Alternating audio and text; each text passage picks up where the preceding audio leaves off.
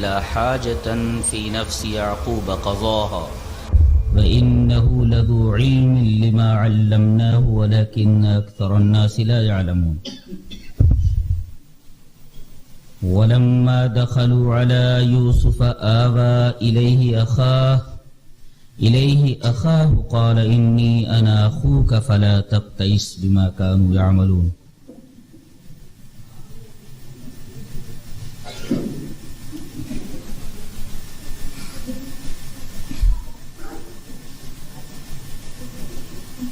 بات یہاں تک پہنچی تھی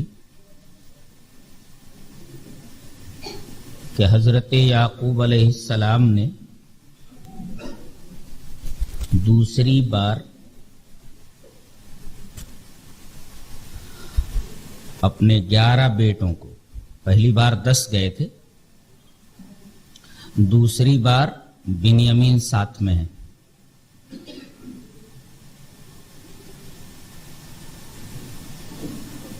جب جانے لگے تو حضرت یعقوب علیہ السلام نے ان سے یہ کہا کہ اے میرے بچوں، جب مصر میں داخل ہونا تو ایک دروازے سے داخل مت ہونا، لا تدخلوا من باب واحد وادخلوا من ابواب متفرقہ، ایک دروازے سے داخل نہیں ہونا، متفرق دروازوں سے داخل ہونا۔ یہاں زبان کا ایک نقطہ پہلے بتا دوں،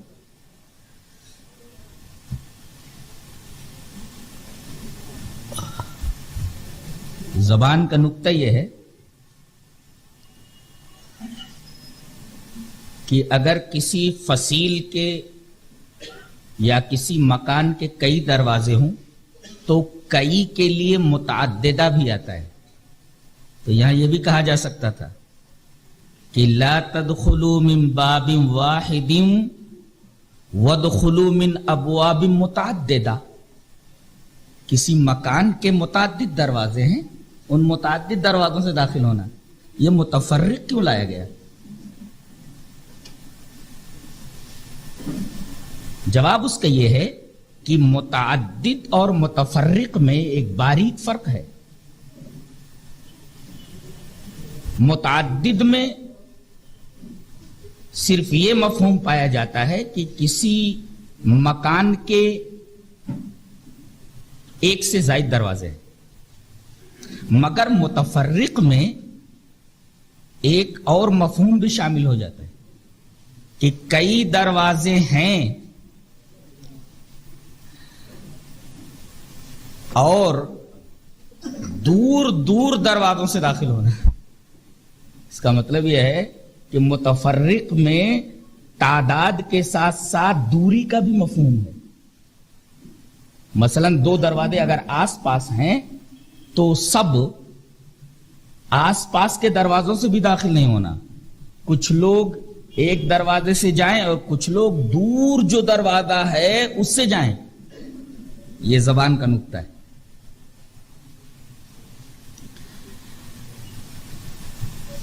یہ ترکیب جو حضرت یعقوب علیہ السلام نے اپنے بیٹوں کو بتائی کہ یہ تدبیر اختیار کرنا، اس کے بارے میں اللہ تبارک و تعالی یہ فرما رہا ہے کہ یہ ایک باپ کے احساس کا تقاضا تھا جو اس نے پورا کیا۔ بقیہ اگر کوئی آفت آنی مقدر ہوتی تو یہ تدبیر اس آفت کو ہٹا نہیں سکتی تھی۔ بات کہیے، ما کان یغنی عنہم من اللہ من شیء الا حاجۃ فی نفس یعقوب قضاها۔ اس کے بعد کا جملہ اور بہت دلچسپ ہے کہ وَإِنَّهُ لَذُو عِلْمٍ لِمَا عَلَّمْنَاهُ وَلَكِنَّ أَكْثَرَ النَّاسِ لَا يَعْلَمُونَ۔ اور یہ تدبیر جو یعقوب نے اپنے بیٹوں کو بتائی، در حقیقت یہ اس علم کی بنا پر تھا جو علم اللہ تعالی نے حضرت یعقوب کو دیا تھا. اور وہ علم کیا تھا کہ التوقی لا ينافی التوکل، کہ احتیاطی تدابیر اختیار کرنا یہ توکل کے منافی نہیں ہے. یہ ایک حقیقت ہے کہ تدبیر تقدیر کے اندر داخل ہے. یہ علم حضرت یعقوب علیہ السلام رکھتے تھے، اسی بنا پر انہوں نے اپنے بیٹوں کو تدبیر اختیار کرنے کی تاکید کی.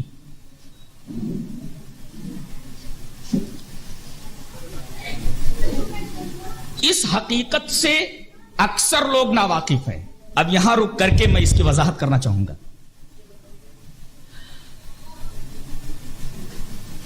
بعض لوگ تو تقدیر کو ایک فضول چیز اور ایک واہمہ سمجھتے ہیں، اور یہ وہ لوگ ہوتے ہیں جن کا مذہب سے اور دھرم سے کچھ لینا دینا نہیں ہوتا. مادہ پرست ہوتے ہیں، مذہب بیزار ہوتے ہیں، اور صرف دنیا ہی ان کے پیش نظر ہوتی ہے. مثلا ایک مادہ پرست ڈاکٹر یہی کہتا ہے کہ میرے باپ نے میرے اوپر پیسے خرچ کیے، میں نے راتوں کی نیند حرام کی، بہت محنت کی، اس کے بعد میں ڈاکٹر بنا. تو یہ جو میرا ڈاکٹری کا عہدہ ہے یا ڈاکٹری کی ڈگری ہے، یہ تو میری محنت کا ثمرہ ہے، میری محنت کا پھل ہے. اس میں اللہ اور تقدیر کہاں سے آ گئے؟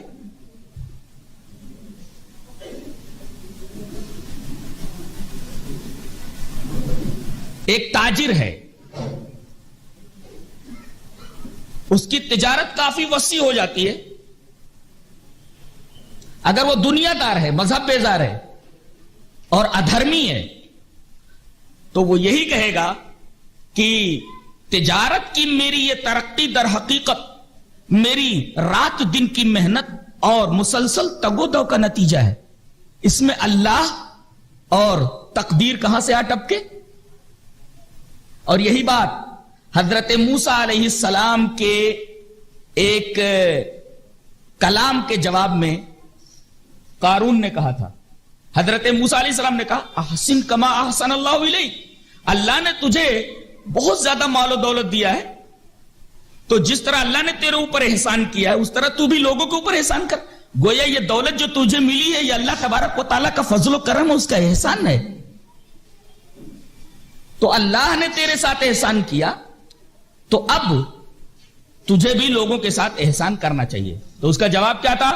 قال انما اوتیتہ علی علم عندی، یہ جو مجھے دولت ملی ہے یہ میرے پاس جو علم ہے اس علم کے نتیجے میں ملی ہے. قال انما اوتیتہ علی علم عندی، میرے پاس جو علم ہے تجارت کا، پیسہ کمانے کا، اس علم کی وجہ سے میں نے یہ دولت کمائی ہے. اس میں اللہ کا کوئی فضل و کرم شامل نہیں ہے اور نہ تقدیر کا اس میں کوئی دخل ہے.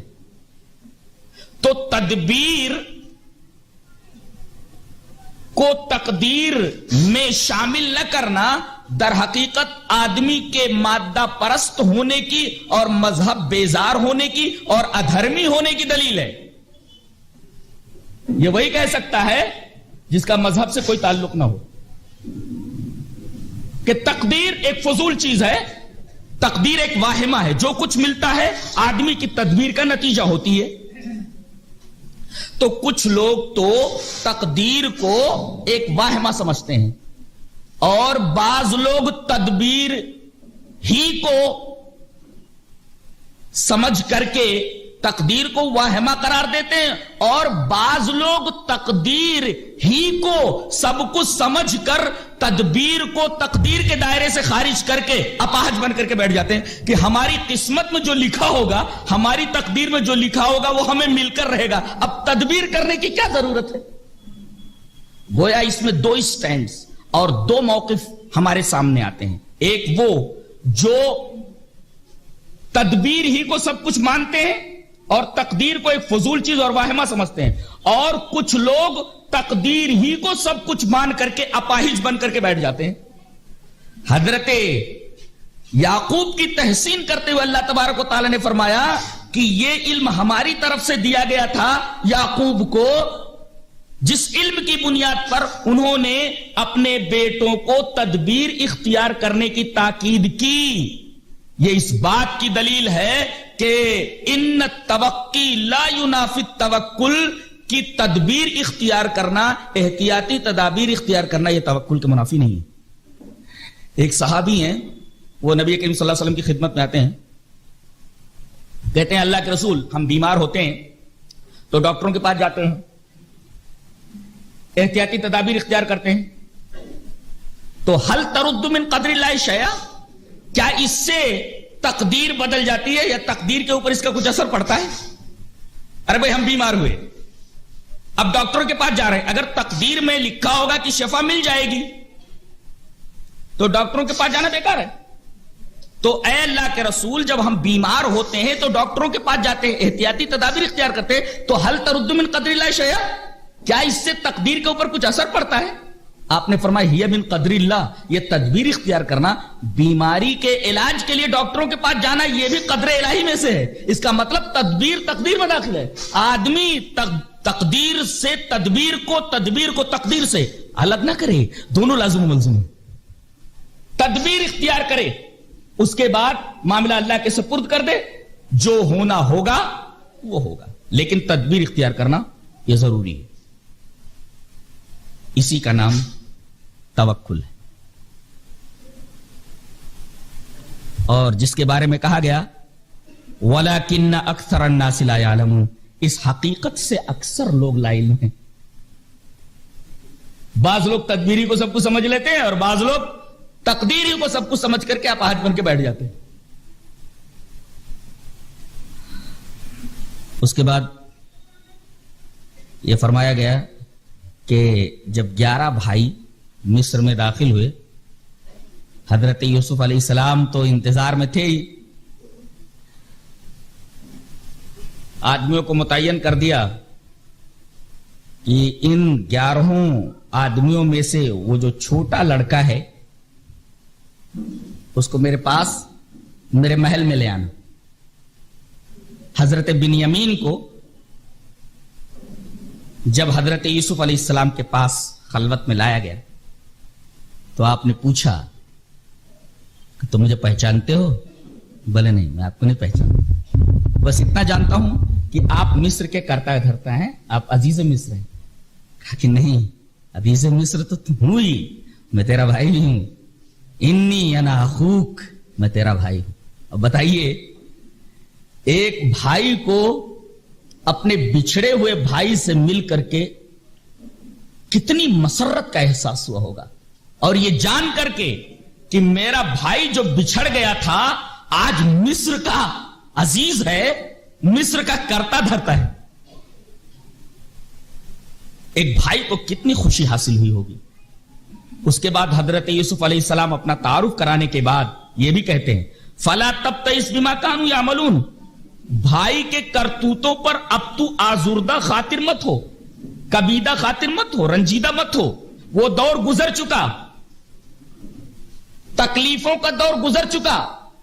بھائیوں کے کرتوتوں سے جو تکلیفیں ہم دونوں کو پہنچی, اب ان تکلیفوں کا خاتمہ ہو چکا ہے, وہ دور گزر چکا. اب ہم ان کے کرتوتوں سے محفوظ ہیں اور ہمیں ان سے کوئی تکلیف پہنچنے والی نہیں ہے. اس جملے میں بھی فرمایا گیا فلا تبتئس, تو آزردہ خاطر مت ہو بھائیوں کے کرتوتوں سے.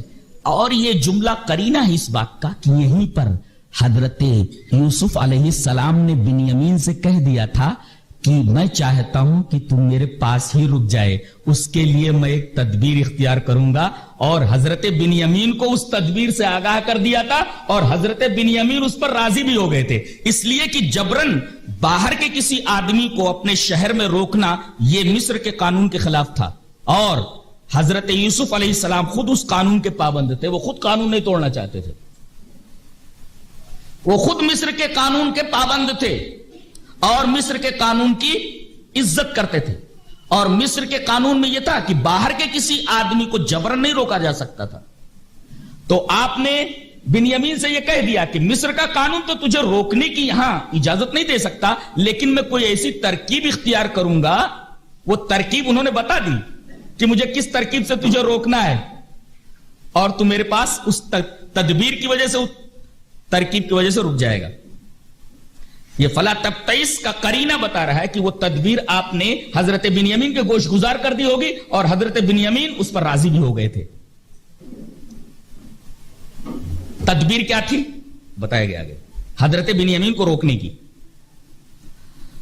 فلما جہزہم بجہازہم جعل السقایۃ فی رحل اخیہ، جب سامان تیار ہو گیا، اونٹوں پر غلہ لوڈ کر دیا گیا، تو حضرت بنیامین کے خورجی میں، کجاوے میں بادشاہ کا جو سونے کا پیالہ تھا وہ رکھ دیا گیا.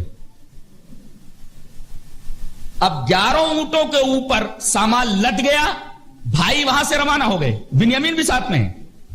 مصر سے آگے جا کر ایک گاؤں میں جب پہنچے تو حضرت یوسف علیہ السلام نے ایک منادی کو، ایک اعلان کرنے والے کو اپنے اعتماد میں لے کر کے سب کچھ بتا دیا تھا، اور آپ ہی کے اشارے پر وہ آدمی ان کا تعاقب کرتا ہوا آگے بڑھا. یہ لوگ ایک گاؤں کے پاس پہنچ گئے تھے، کہا اے رک جاؤ. ثم اذن مؤذن ایتها العیر انکم لسارقون، اے قافلے والو رکو، تم لوگ چور ہو. اب بتائیے، انکم لسارقون، یو آر تھیوز، تم سب کے سب چور ہو. اگر یہ حضرت یوسف علیہ السلام کے کہنے سے اس اعلانی نے کہا تو در حقیقت یہ حضرت یوسف علیہ السلام ہی نے کہا. تو ایک آدمی چور نہیں ہے تو اس کو چور کہنا یہ کیسے جائز ہو سکتا ہے؟ تو ڈائریکٹ یہ کیوں کہا گیا کہ تم چور ہو؟ در حقیقت یہاں اس بات کی طرف اشارہ ہے کہ یہ چور تو تھے ہی، اگر ایک اعتبار سے دیکھا جائے. بتائیے، ایک بوڑھے باپ کے نور چشم کو، ایک باپ کے دل کی دھڑکن کو، اس کی ایک محبوب شے کو، یعنی حضرت یوسف علیہ السلام کو، باپ کو بہلا پھسلا کر کے، دھوکے سے، فریب سے حاصل کر کے جنگل میں لے جانا، اور اسے وہاں کنویں میں پھینک کر کے واپس آ کر کے باپ سے یہ کہہ دینا کہ بھیڑیا کھا گیا ہے. در حقیقت ایک آدمی کی چیز کو لے جا کر کے ضائع کر کے آنا اور یہ کہنا کہ اس کو بھیڑیا کھا گیا ہے، یہ چوری نہیں تو اور کیا ہے؟ کسی آدمی کی چیز کو فریب سے حاصل کر کے جان بوجھ کر کے لے جا کر کے کہیں پر پھینک دینا، ضائع کر دینا، اسے چوری نہیں کہیں گے تو اور کیا کہیں گے؟ اسی بات کو ذہن میں رکھ کر کے حضرت یوسف علیہ السلام نے اس اعلانی سے کہا تھا کہ یہی کہنا کہ تم لوگ چور ہو، اور در حقیقت یہ جملہ حقیقت پر مبنی ہے، یہ چوری نہیں تو اور کیا ہے؟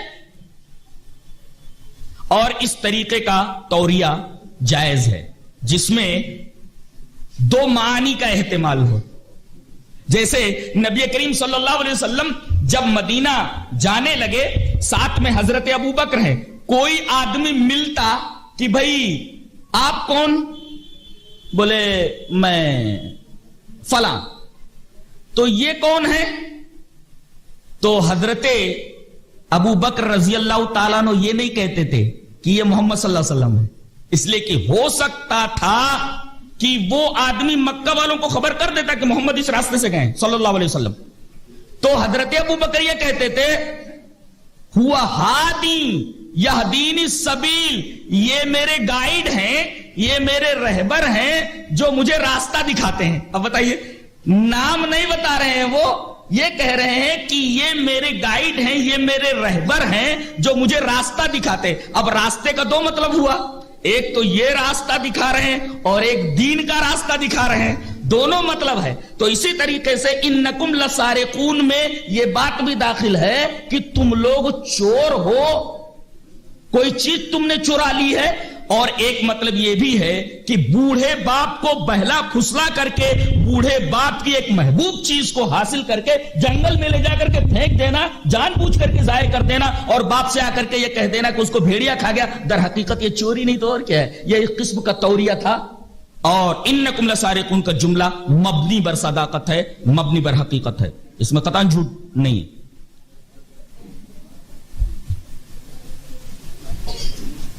یہ بڑے حیران ہوئے، قالوا واقبلوا علیہم ماذا تفقدون، کہنے لگے ارے بھائی کیا گم ہو گیا ہے، اور کس کو چور کہہ رہے ہو؟ کہا کہ تمہیں لوگوں کو ہم چور کہہ رہے ہیں، اور کیا گم کر دیا ہے ہم نے؟ قالوا نفقد السوال ملک، بادشاہ کا سونے کا جو پیالہ ہے، پینے کا جو پیالہ ہے وہ گم ہو گیا ہے، جس سے بعد میں غلہ وغیرہ ناپا جاتا ہے، وہ گم ہو گیا ہے۔ اور ہم یہ اعلان کرتے ہیں وَلِمَنْ جَاءَ بِهِ حِمْلُ بَعِيرٍ وَأَنَا بِهِ زَعِيمٌ، جس کے پاس یہ پیالہ نکلا وہ تو مجرم ہے ہی، ساتھ ساتھ جو اس کا پتہ بتائے گا اس کو انعام میں ایک اونٹ غلہ دیا جائے گا، ایک بارے شتر انعام دیا جائے گا۔ اس سے ایک نقطہ یہ معلوم ہوا کہ گم شدہ چیزوں کے اوپر انعامات کا اعلان کرنا جائز ہے، اسی طرح اشتہاری مجرموں کے اوپر انعامات کا اعلان کرنا یہ بھی جائز ہے۔ جیسے حکومت یہ اعلان کرے کہ فلاں آدمی مجرم ہے، جو اس کا پتہ بتائے گا اس کو 1 لاکھ روپیہ انعام دیا جائے گا۔ تو اشتہاری مجرموں کے اوپر اعلانات کا اعلان کرنا اور اس پر انعام رکھنا یہ جائز ہے۔ گم شدہ چیزوں پر بھی انعامات کا اعلان جائز ہے کہ میری فلاں چیز گم ہو گئی ہے، اس فون کے اوپر اگر مجھے کوئی اس چیز کا پتہ بتائے گا تو اسے 500 روپیہ یا 1000 روپیہ انعام دیا جائے گا۔ تو گم شدہ چیزوں کے اوپر انعامات کا اعلان، اشتہاری مجرموں کے اوپر انعامات کا اعلان جائز ہے، جیسا کہ اس آیت کریمہ کے ٹکڑے سے معلوم ہوا۔ وَلِمَنْ جَاءَ بِهِ حِمْلُ بَعِيرٍ، ایک بارے شتر اسے انعام دیا جائے گا جو اس پیالے کا پتہ بتائے۔ ایک نقطہ اور معلوم ہوا، وَأَنَا بِهِ زَعِيمٌ، میں تو حکومت کا ایک اہلکار ہوں، حکم دینے والا کوئی اور ہے لیکن میں اس کی ضمانت لیتا ہوں۔ اس کا مطلب یہ ہے کہ کوئی آدمی کسی کی طرف سے وکالت کر سکتا ہے۔ مثلا ولی بیٹھا ہوا ہو، لڑکی کی شادی ہے، ولی اگر کسی کو یہ کہہ دے کہ میری طرف سے تم ایجاب و قبول کا جو یہ پورا معاملہ ہے تم ڈیل کرو، تو کسی کو اگر موکل بنا دیتا ہے تو موکل جو ہوتا ہے وہ اصل آدمی کے منزلے میں مانا جاتا ہے۔ تو اس نے یہ بھی کہا کہ وَأَنَا بِهِ زَعِيمٌ، میں اس کی ضمانت لیتا ہوں اور میں اس معاملے میں پوری دیانتداری کے ساتھ انعامات کا جو اعلان ہوا ہے وہ میں دلاؤں گا۔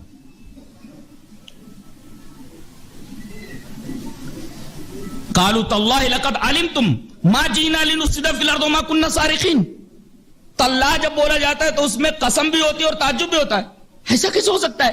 خدا کی قسم، اللہ کی قسم، آپ لوگ جانتے ہی ہیں کہ ہم زمین میں فساد کرنے کے لیے نہیں آئے، وما كنا سارقین، اور ہم لوگ چور بھی نہیں ہیں، ہم زمین میں فساد کرنے کے لیے نہیں آئے۔ اس سے یہ پتا چلتا ہے کہ مومن زمین میں فساد نہ کرے، زمین میں فساد کرنے سے سختی سے روکا گیا ہے۔ اسی طریقے سے یہ بھی معلوم ہوا کہ چوری کرنا، شراب پی کر کے لوگوں کو تکلیف پہنچانا، ڈاکہ زنی کرنا، ریپ کرنا، کسی عورت کو چھیڑنا, کسی کو ناحق تکلیف پہنچانا, یہ ساری کی ساری چیزیں فساد فی الارض ہیں. اور قرآن حکیم کہتا ہے کہ مسلمانوں کو فساد فی الارض سے دور رہنا چاہیے. وما کننا لنفسد فی الارض, زمین میں ہم فساد کرنے کے لیے نہیں آئے. وما کننا سارقین, اور ہم لوگ چور بھی نہیں ہیں. اچھا کہا کہ اچھا اگر وہ سامان, وہ چیز تمہارے پاس مل گئی تو قالوا فما جزاؤہ ان کنتم کاذبین, اگر تم لوگ جھوٹے نکلے اور وہ برتن, وہ پیالہ سونے کا تمہارے پاس برآمد ہوا, تمہارے پاس سے نکلا, تو اس کی سزا کیا ہے, اس کا بدلہ کیا ہے؟ یہاں حضرت یوسف علیہ السلام خود موجود ہیں اور انہوں نے بھائیوں کے سامنے دو باتیں رکھی کہ یہ بتاؤ کہ اگر تم لوگوں کے پاس یہ سامان برآمد ہوا تو مصر کا قانون مانو گے یا حضرت ابراہیم علیہ السلام کا قانون مانو گے؟ شریعت ابراہیمیہ کے مطابق فیصلہ ہوگا یا مصر کے قانون کے مطابق فیصلہ ہوگا؟ اس لیے کہ چوری کی سزا سنت ابراہیمی میں یا شریعت ابراہیمی میں 1 سال سارق کو, چور کو غلام بنا لینا تھا. کہ اگر کوئی آدمی چوری کرے تو شریعت ابراہیمیہ میں ایک قانون تھا کہ چور کی سزا یہ ہے کہ 1 سال تک جس کی چیز اس نے چرائی ہے وہ اس کا غلام بنا رہے.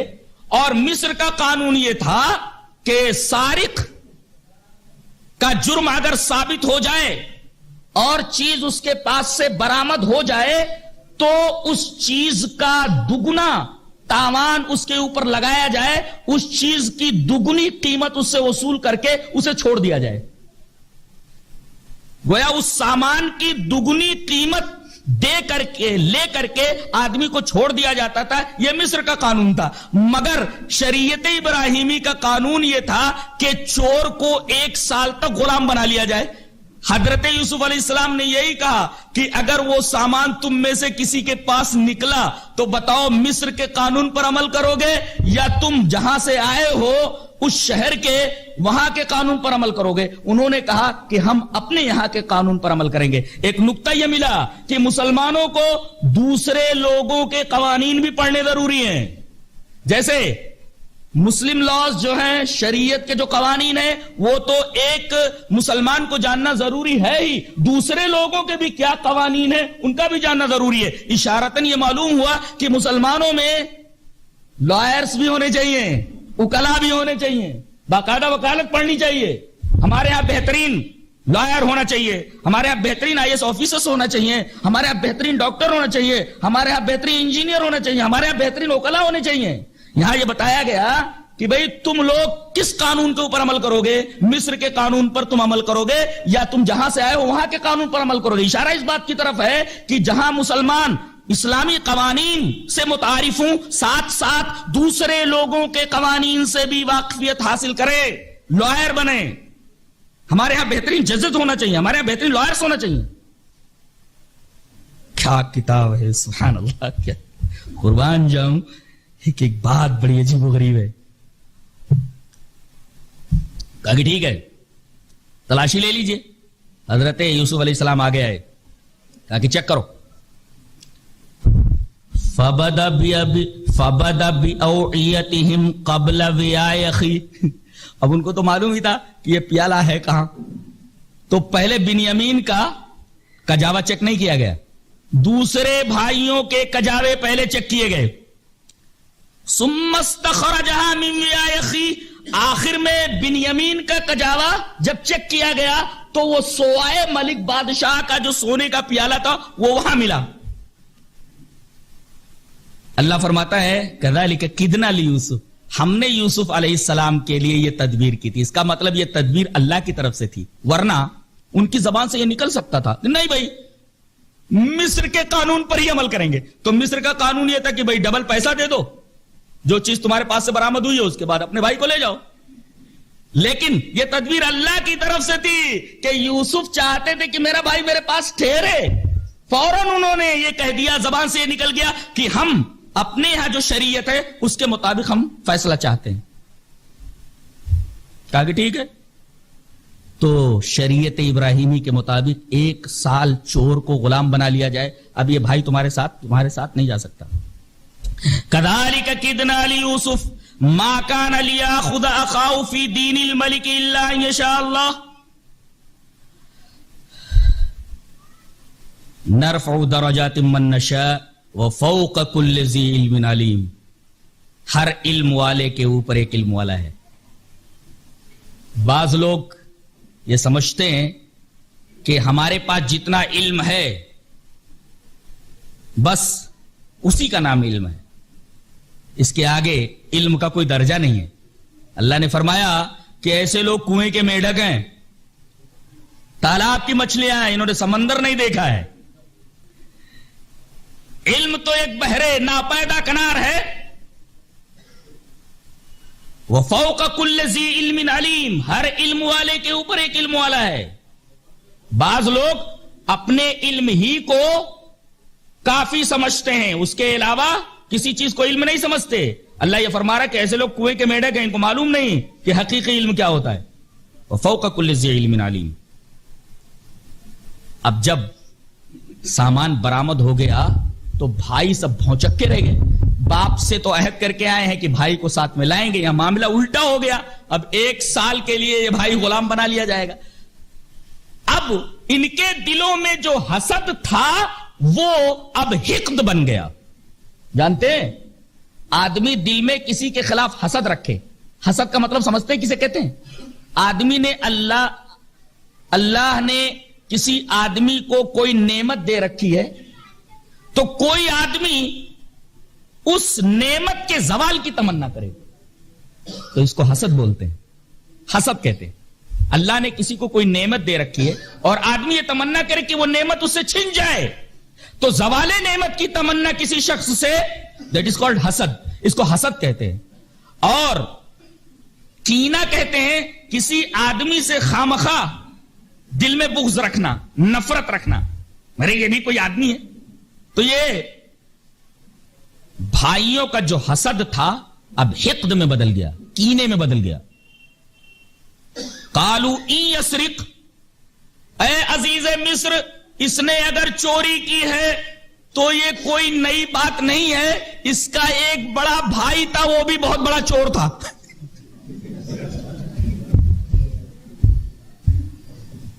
حضرت یوسف وہاں کھڑے ہیں, کہا کہ اے عزیز مصر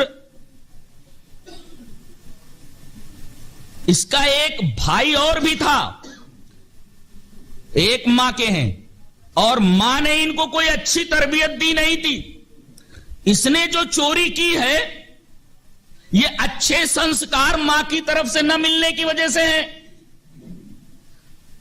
اس نے جو چوری کی کوئی نئی بات نہیں ہے, اس کا ایک بڑا بھائی تھا یوسف, وہ بھی بہت بڑا چور تھا.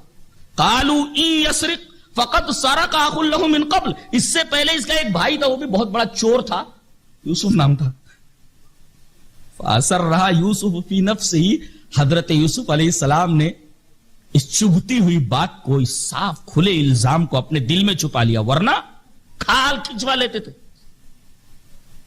اس سے ایک نقطہ یہ معلوم ہوا کہ قدرت رکھتے ہوئے, قادر ہوتے ہوئے کسی کو معاف کر دینا یہ حلم کہلاتا ہے. اور اللہ تبارک و تعالی حلیم ہے. بندے کے بہت سارے گناہوں کو دیکھتا ہے, بہت ساری نادانیوں کو دیکھتا ہے, بہت ساری کوتاہیوں کو دیکھتا ہے, لیکن کوتاہیوں پر فوراً گرفت نہیں کرتا, اس لیے کہ وہ حلیم ہے. قادر ہوتے ہوئے بھی بندے کو معاف کر دیتا ہے.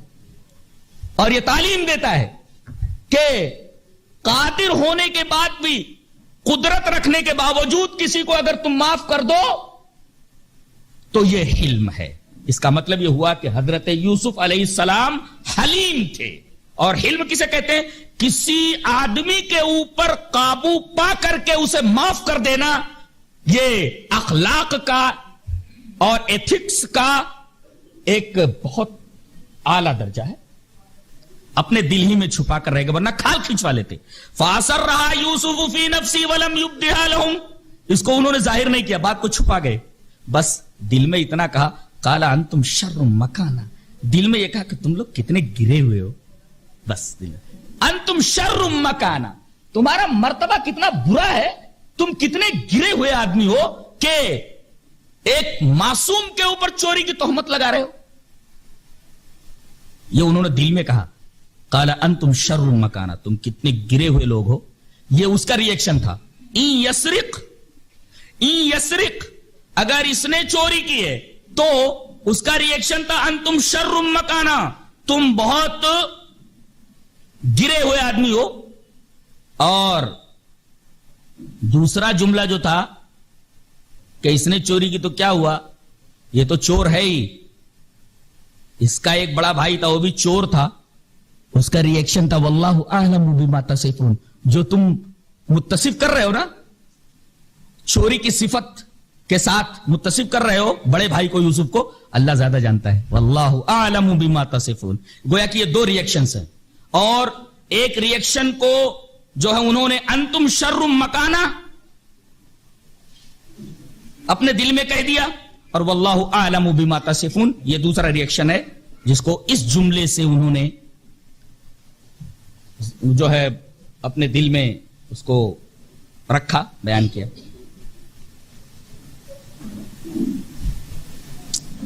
اب دیکھا کہ بات پھنس گئی ہے, اور یہ بھائی ہمارے ساتھ نہیں جائے گا, 1 سال کے لیے غلام بنا لیا گیا, تو اب منت سجامت پر اتر آئی, اس لیے کہ اب یہاں طاقت سے تو کام نہیں بن سکتا تھا, قوت سے تو کام نہیں چل سکتا تھا, اس لیے کہ حکومت سے تو ٹکرا نہیں سکتے تھے, تو منت سجامت پر اتر آئے اور کہا یا ایھا العزیز ان لہ ابا شیخا کبیرا, اس کو چھوڑ دیجئے, اس کا ایک بوڑھا باپ ہے, اس کے بغیر زندہ نہیں رہ سکتا وہ.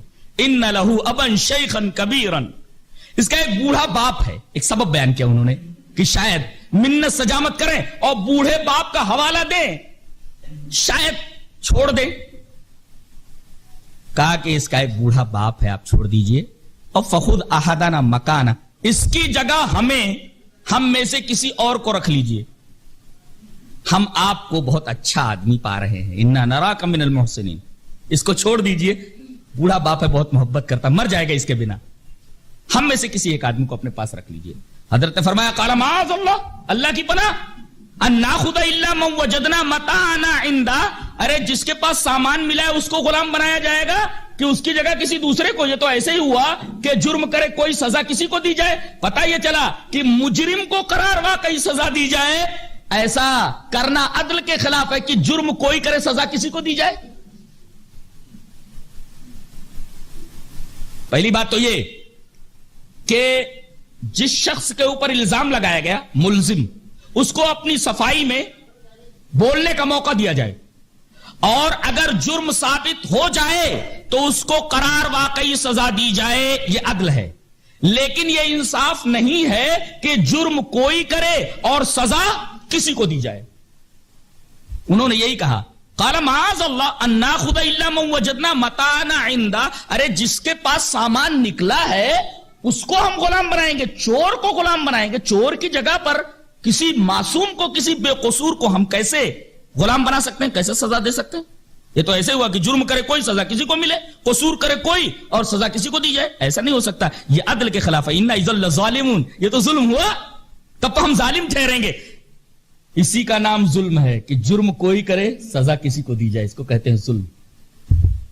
انا اذا لظالمون فلما استيئسوا منه خلصوا نجيا, جب سب مایوس ہو گئے کہ اب بھائی کے چھٹکارے کی کوئی صورت نہیں ہے, تو ایک طرف ہٹ کر کے دھیرے دھیرے بات کرنے لگے. نجیا, چپ کے سرگوشی کرنے لگے, بات کرنے لگے. تو بڑا بھائی بولنے لگا, روبیل یا یہودا جن کا نام ہے. قال کبیرہم, بڑے نے کہا الم تعلموا ان اباکم قد اخذ علیکم موثقا من اللہ ومن قبل ما فرطتم فی یوسف. ارے بھئی یہ کیا ہو گیا ہے, اب ایسے کیسے جائیں گے؟ باپ سے تم لوگوں نے عہد نہیں کیا ہے کہ بھائی کو لے کر لوٹیں گے, اور اس سے پہلے تم اس کے بڑے بھائی یوسف کے ساتھ زیادتی کر چکے ہو. اب یوسف علیہ السلام یاد آئے کہ ایک زخم تو باپ کو دے ہی چکے ہو, اب یہ دوسرا زخم دے رہے ہو, اور تم عہد کر کے آئے ہو. فلما استيئسوا منه خلصوا نجيا، جب بنیامین سے وہ مایوس ہو گئے یا حضرت یوسف کی طرف سے مایوس ہو گئے کہ وہ بنیامین کو چھوڑیں گے نہیں، تو ایک طرف ہٹ کر کے سرگوشی کرنے لگے کہ اب کیا کیا جائے، اس مسئلے کا کیا حل ہے. تو بڑے بھائی نے یہ کہا ارے بھائی یہ سوچو کہ اگر بنیامین ساتھ نہیں گئے تو ہمارے باپ کا کیا ہوگا، اور تم لوگ تو ان سے عہد کر کے آئے ہو کہ ہم لے کر کے آئیں گے، بڑی بڑی باتیں کر کے آئے ہو، اور اس سے پہلے تم یوسف کے بارے میں زیادتی کر چکے ہو، تو بھائی تم لوگ جانا چاہو تو چلے جاؤ. فلن ابرح الارض حتى يأذن لي ابي او يحكم الله لي وهو خير الحاكمين. میں تو نہیں جاؤں گا. اس سے یہ پتا چلتا ہے کہ تمام بھائیوں میں تھوڑی بہت محبت یا تھوڑا بہت میلان یوسف اور بنیامین کی طرف بڑے بھائی کا تھا، اور بڑے بھائی ہوتے بھی ہیں، بڑا ہونے کی وجہ سے، اپنے بڑپن کی وجہ سے کیسا بھی ہو چھوٹے بھائیوں سے محبت رکھتے ہی ہیں. بہرحال دوسرے بھائیوں کے مقابلے میں بڑے بھائی کے دل میں تھوڑی مقدار محبت کی تھی. اس نے کہا کہ تمہیں جانا ہو تو جاؤ. فلن ابرح الارض حتى يأذن لي ابي او يحكم الله لي وهو خير. میں اپنے باپ کو منہ نہیں دکھا سکتا یہاں تک کہ بنیامین کو میں یہاں سے لے جاؤں یا میرے والد حکم دے کوئی، یا اللہ تبارک و تعالیٰ کوئی فیصلہ کرے. گویا دو باتیں انہوں نے کہی کہ میں ارض مصر سے اس وقت تک ہٹ نہیں سکتا جب تک کہ میرا باپ مجھے اجازت نہ دے یا اللہ کوئی فیصلہ نہ کرے. وہ خیر الحاکمین، اور اللہ بہتر فیصلہ کرنے والا ہے. یہاں ایک نکتہ یہ ملا کہ آدمی کی سوچ ہمیشہ پوزیٹو ہونی چاہیے، نیگیٹو نہیں ہونی چاہیے. یہ نکتہ ہے. بھائی 1 سال کے لیے غلام بنا لیا گیا، لیکن اب بھی امید ہے کہ شاید کوئی ترکیب ایسی نکل آئے جس کی وجہ سے ہم اپنے بھائی کو اپنے ساتھ لے جا سکیں. یہ نکتہ ہے کہ مسلمانوں کی سوچ ہمیشہ پوزیٹو ہونی چاہیے، نیگیٹو سوچ کبھی بھی نہیں ہونی چاہیے، اور اسی کا نام امید ہے. اگر آدمی پوزیٹو سوچ نہیں رکھے گا تو مطلب یہ ہوا کہ اللہ کی رحمت سے مایوس ہو گیا. نیگیٹو سوچ کے لیے منع کر دیا گیا. آدمی پوزیٹو رہنا چاہیے، نیگیٹو نہیں. تو ہماری سوچ کیسی رہنی چاہیے؟ پوزیٹو، نہ کہ نیگیٹو. اور کیوں نہ ہو کہ اسی کا نام امید ہے، اور امید پر تو دنیا قائم ہے. حتی یأذن لی ابی او یحکم اللہ لی وہو خیر الحاکمین. ہاں تم لوگ جاؤ، ارجعوا الی ابیکم، تم لوگ جاؤ. فقولوا، بول دینا ابا سے، یا ابانا ان ابنک سرق، تمہارے بیٹے نے چوری کی اور شریعت ابراہیمی کے مطابق اسے غلام بنا لیا گیا. وما شہدنا الا بما علمنا، ہم کو جو معلومات حاصل ہوئی ہیں اس کی بنا پر ہم یہ گواہی دیتے ہیں. ہم نے دیکھا نہیں بنیامین کو چوری کرتے ہوئے، ہم نے بنیامین کو چوری کرتے ہوئے نہیں دیکھا، بلکہ ہمیں جو معلومات حاصل ہوئی ہیں اس کی بنا پر ہم یہ گواہی دیتے ہیں کہ چونکہ پیالہ اس کے خورجی سے، اس کے کجاوے سے برآمد ہوا ہے، تو یہ اس علم کی وجہ سے ہم گواہی دیتے ہیں کہ بیٹے نے تمہارے چوری کی ہے. وما كنا للغیب حافظین، لیکن ہم غیب کے محافظ نہیں ہیں، ہمیں غیب کا علم نہیں ہے. اس نے چرایا یا پیالہ کیسے آیا، چونکہ ہم نے بنیامین کو اپنی آنکھوں سے چوری کرتے ہوئے نہیں دیکھا، لہذا ہم اپنی معلومات کی بنا پر تو گواہی دے سکتے ہیں کہ چوری کا سامان اس کے پاس سے برآمد ہوا. چوری اس نے کی کہ نہیں کی اس کا ہمیں علم نہیں ہے. اسی وجہ سے قانون میں آئی وٹنس کی بہت بڑی اہمیت ہوتی ہے. کیا تم نے چوری کرتے ہوئے دیکھا؟ ایک ہے سامان کسی کے پاس سے برآمد ہونا، ایک ہے چوری کرتے ہوئے یا وہ عمل کرتے ہوئے دیکھنا. آئی وٹنس کی قانون میں بہت ہی زیادہ اہمیت ہوتی ہے. تو انہوں نے کہا کہ ہم نے آنکھوں سے تو نہیں دیکھا، ہم آئی وٹنس تو نہیں ہے، معلومات کی بنا پر ہم یہ گواہی دے سکتے ہیں. وما كنا للغیب حافظین، ہم غیب کے محافظ نہیں ہیں. لا کے کتنی عجیب و غریب باتیں، سب لا ہے، یہ سب قانون ہے یہ. اور میں تو کہتا ہوں قرآن حکیم کو نئے سرے سے غور کیا جائے آج کل کے زمانے کے اعتبار سے تو خدا کی قسم یہ قیامت تک کے لیے ہے، اور اس میں علم الاولین اور آخرین بند ہے. وما شہدنا الا بما علمنا وما كنا للغیب حافظین. معلومات کی بنا پر ہم کہہ رہے ہیں، ہم نے دیکھا نہیں، آئی وٹنس تو ہم نہیں. وَاسْأَلِ الْقَرْيَةَ الَّتِي كُنَّا فِيهَا وَالْعِيرَ الَّتِي أَقْبَلْنَا فِيهَا. اور جس گاؤں تک ہم پہنچ چکے تھے وہاں سے ہم کو لوٹا کر مصر لے آیا گیا، وہاں گاؤں والوں سے بھی پوچھ لیجئے، ہمارے ساتھ قافلے میں جو لوگ شامل تھے ان لوگوں سے بھی پوچھ لیجئے. بھائی ہم نے چوری کرتے ہوئے نہیں دیکھا، نہ ہم نے چوری کی، آپ کسی سے بھی پوچھ لیجئے. وَإِنَّا لَصَادِقُونَ، ہم سچے ہیں. ایک عجیب بات ہے کہ حضرت یوسف علیہ السلام کو جب کنویں میں ڈال کر کے واپس آئے تو وَلَوْ كُنَّا صَادِقِينَ کہا انہوں نے، اگرچہ ہم سچے ہیں، لیکن یہاں بنیامین کو کھو رہے ہیں وہ تو وَإِنَّا لَصَادِقُونَ کہہ رہے. اس کا مطلب وَلَوْ كُنَّا صَادِقِينَ میں جھوٹ کا شائبہ تھا، لیکن وَإِنَّا لَصَادِقُونَ میں جھوٹ کا شائبہ نہیں ہے. یہ قول جازم ہے. اس کا مطلب یہ ہے کہ آدمی جب کسی جھوٹ کو سچ بنا کر پیش کرنا چاہتا ہے تو کچھ ایسے جملے بول دیتا ہے کہ وہ جملہ خود بخود شہادت دیتا ہے کہ یہ آدمی جھوٹ بول رہا ہے، اور ایک بہترین لائر اس کے اوپر جڑ کر کے اس کے جھوٹ کی کڑائی کھول سکتا ہے. کیا قانون ہے سبحان اللہ. پہلے کہہ رہے وَلَوْ كُنَّا صَادِقِينَ، اگرچہ ہم سچے ہیں، لیکن یہاں کہہ رہے ہیں وَإِنَّا لَصَادِقُونَ، بے شک ہم سچے ہیں. اس کا مطلب حضرت یوسف کو جب وہ لوگ کنویں میں ڈال کر کے آئے اور یہ کہنے لگے کہ بھیڑیا کھا گیا ہے، تو جو جملہ انہوں نے استعمال کیا وَلَوْ كُنَّا صَادِقِينَ، اگرچہ ہم سچے ہیں، کوئی بہترین لائر جرح کر کے ان کے جھوٹ کی قلعی کھول سکتا تھا، لیکن یہاں وَإِنَّا لَصَادِقُونَ، اس کا مطلب ہم لوگ سچے ہیں، جرح کے بعد بھی ہم وہی کہیں گے جو آپ کہہ رہے ہیں.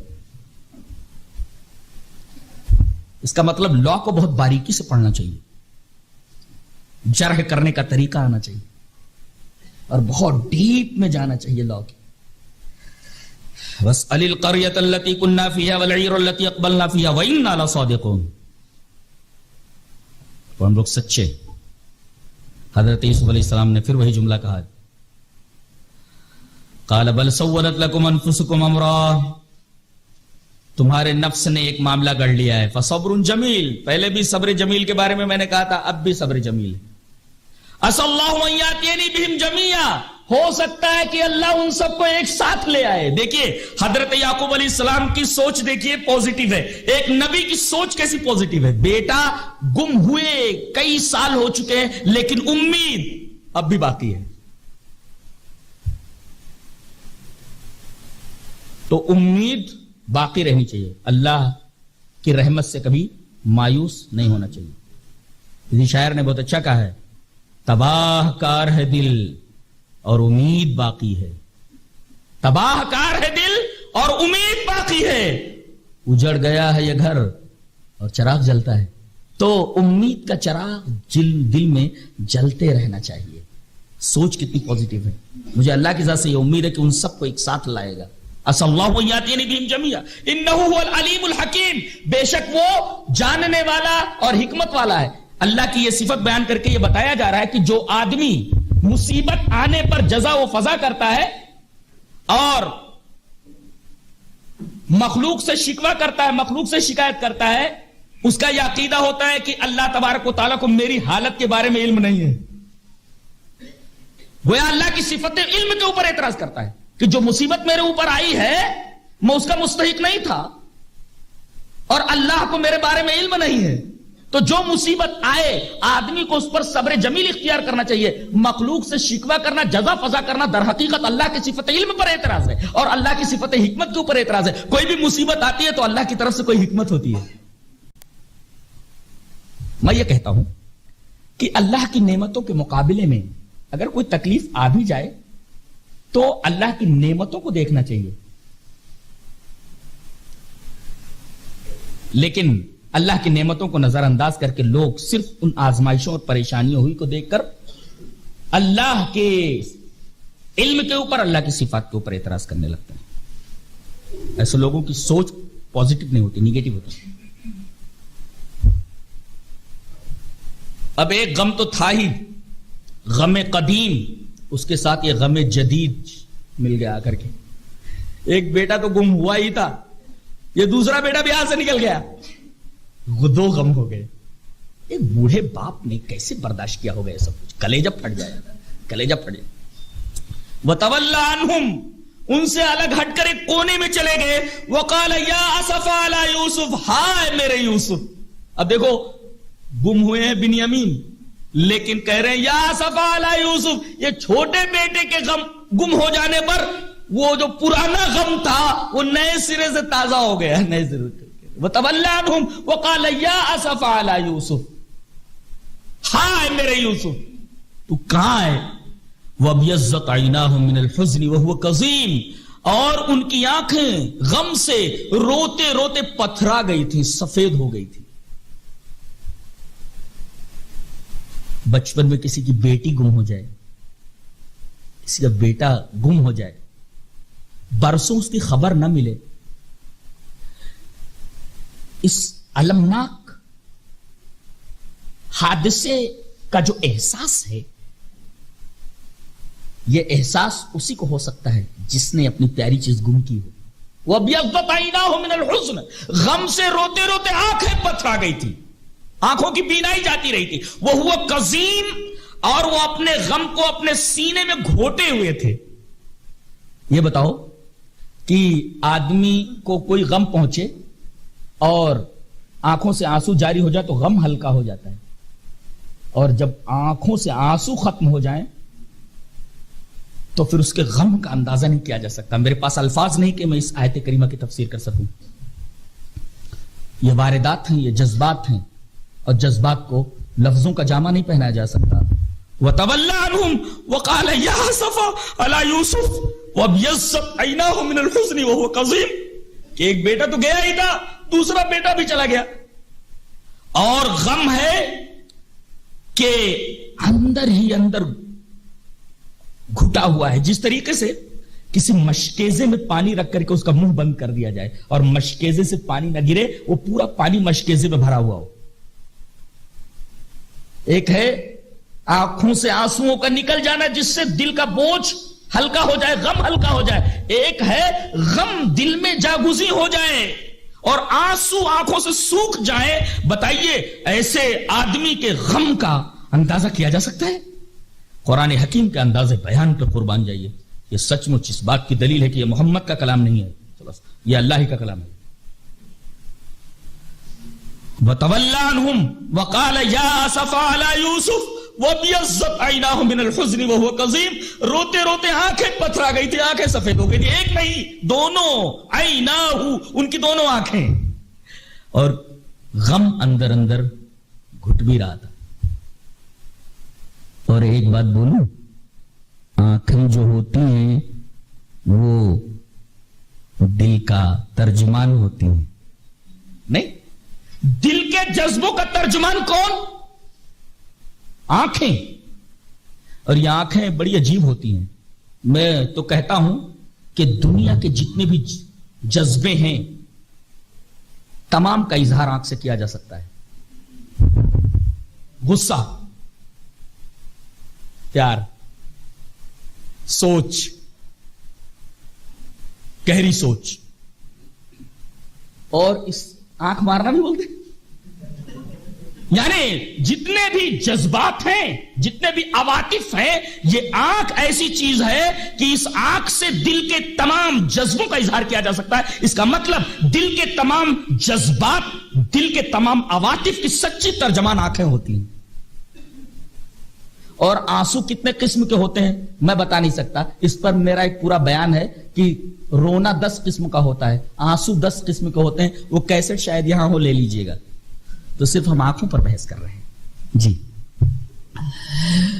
तो वतवल्ला अन्हुम वक़ाल या असफ़ा अला यूसुफ वअब्यज़्ज़त ऐनाहु मिनल हुज़्नि वहुव कज़ीम। दिल में जज्बात घुट रहे हो, आंखें उसकी तर्जमानी न कर सकें, आंखों में आंसू ना हो, तो गम सिवा हो जाता है। कालू तल्लाहि तफ्तऊ तज़कुरु, वो कह रहे हैं या असफ़ा अला यूसुफ, हाय मेरे यूसुफ। तो ये कह रहे हैं कालू तल्लाहि तफ्तऊ तज़कुरु यूसुफ हत्ता तकूना हरदन तकूना मिनल हालिकीन। आप बस यूसुफ का जिक्र बार बार करते रहते, अपनी जान आप क्यों हलाकत में डाल रहे हैं? ये भाई यूसुफ के कह रहे हैं यूसुफ का जिक्र आने पर। यहां एक सवाल पैदा होता है कि सब्र तो यह है कि आदमी जजा फजा ना करे, शिकायत ना करे। ये तो शिकायत कर रहे हैं, और शिकायत अगर हो तो सब्र नहीं होता। एक नुक्ता याद रखो کہ اگر آدمی مصیبت آنے پر اللہ کی طرف سے کوئی پریشانی نازل ہو جائے، کوئی تکلیف آ جائے، اور اگر آدمی مخلوق سے شکایت کرتا ہے تو یہ صبر نہیں ہے، اور یہ تو شکایت کر رہے ہیں، تو اس کا جواب دیا جا رہا ہے نہیں، ایک ہے شکایت الی الخلق اور ایک ہے شکایت الی